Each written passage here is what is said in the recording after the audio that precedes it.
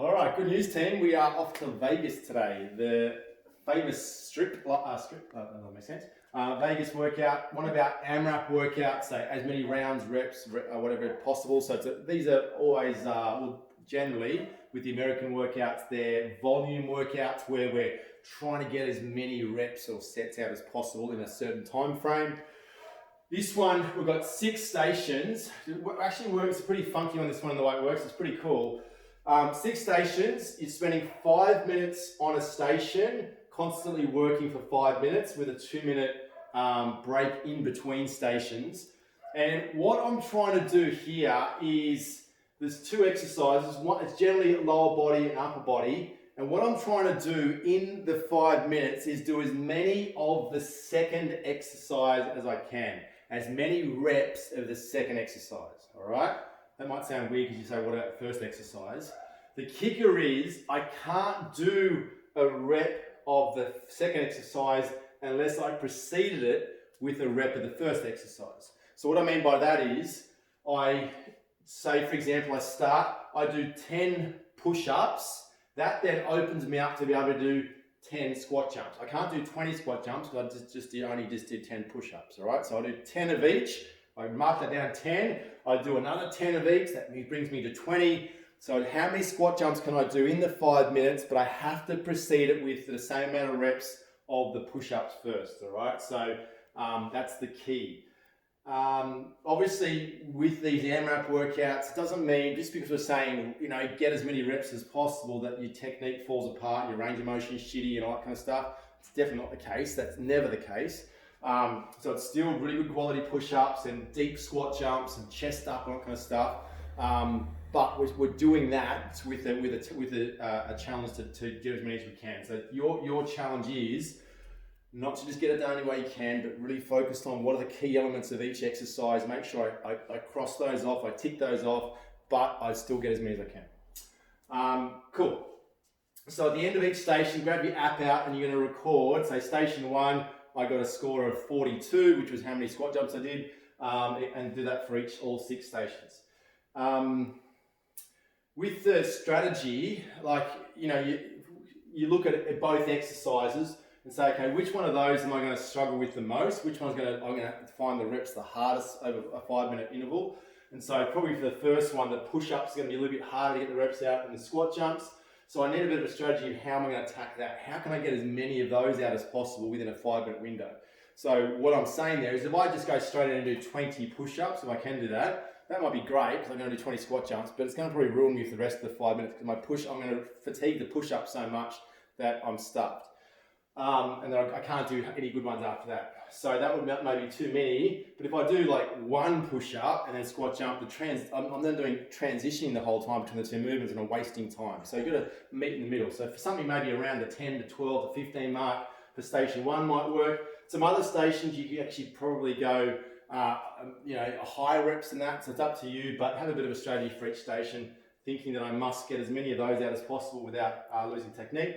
And then lastly, with about 30 seconds to go, the last minute of each station, I've got to also think, if I do reps of that, I've got to leave myself enough time to do the second exercise too. So there's no use doing 10 push-ups with 10 seconds to go because I won't leave enough time to do that. So we'd be better off doing 3 or 4 of those to then be able to get those within the time as well. All right, so I only got 5 minutes.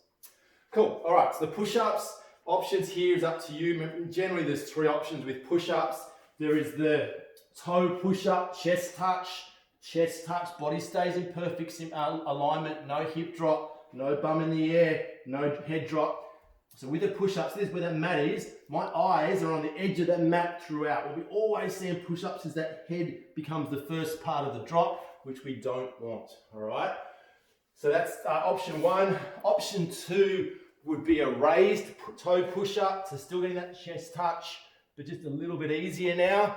That's option 2, and then option 3 is a knee push-up. Exactly the same technique, eyes in that just in front of me, chest touching, thighs do not touch as I go. If even that's too hard for you, you can actually raise your hands up and do a raised knee push-up as well as an option 4. The squat jumps, now, if you don't trust yourself, then what you can do is get a few pillows and give yourself a target. So for me, yeah, that's about right. So I do my squat, jump, and squat, touch, touch, touch, like so. Just watch the pillows after. So yeah, what we're keen on there is the depth of the squat. There's no use just jumping, little mini squat jumping, which you're gonna wanna do, I guarantee it. I want the depth, all right? So do you, because that's where the results come from. All right, station 2, kettlebell swings. In position, thrusting those hips through, finishing at eye height. Don't choose, if you've got a few kettlebells, go pretty heavy for that, because otherwise you'll be able to do it for the full 5 minutes. If you can do kettlebell swings for the full 5 minutes and your technique's fine, then that's that station's challenge, go for it. Means you don't have to do any of the second exercise. Dead bugs, so I did 20 kettlebell swings, tuck the pelvis, opposite arm and leg extended without arching the back. That's 1, 2, 3, like so. So that's gonna be a pretty high rep station. Only a few changes there, all right? My pull-ups, so if I've got some sort of strap, if I've got a hurdle, I'll do my pull-ups there, ideally. And then the step over, if you haven't got those, you could do some sort of a bent over row as well. The step over frog squat ideally is with some sort of, if I'm doing a pull up on the hurdle, I can then do a step over that. Otherwise, I just want you to do a can over, split the feet, squat, legs high, squat. So we're in that lateral mobility through the legs. So that's every time I go 1, 2, and then squat, that's 1 rep for that, okay? The shoulder press into hip thrusts. So I do my shoulder press with a relatively challenging weight, no legs in that, just a pure hip,